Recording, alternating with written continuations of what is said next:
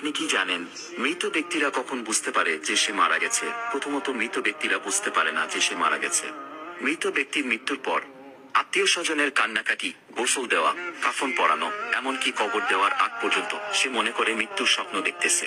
এমন অবস্থায় সে চিৎকার করে সাহায্যের জন্য বা তার স্বপ্ন ভাঙানোর জন্য। কিন্তু আফসোস, কেউ তার চিৎকার শুনতে পায় না। যখন সবাই তাকে দাফন করে চলে যায়, তখন মৃত ব্যক্তি একা হয়ে যায়।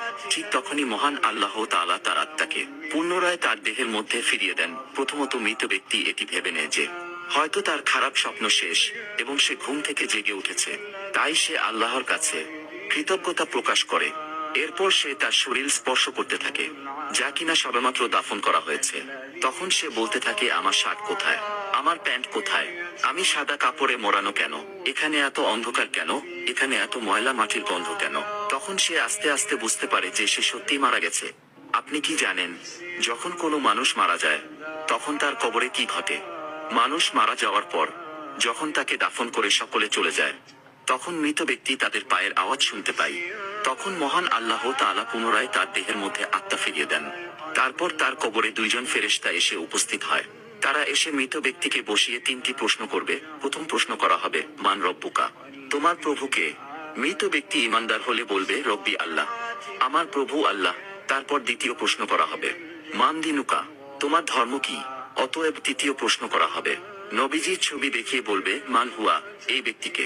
মৃত ব্যক্তি শেষ নবীর উম্মত হলে বলবে, ইনি হলেন আমাদের শেষ নবী হযরত মুহাম্মদ সাল্লাল্লাহু আলাইহি ওয়াসাল্লাম। তখন ফেরেশতারা বলবে, তুমি সফলকাম, তোমার জন্য রয়েছে চিরসুখের জান্নাত, যেখানে তুমি অনন্তকাল বসবাস করবে।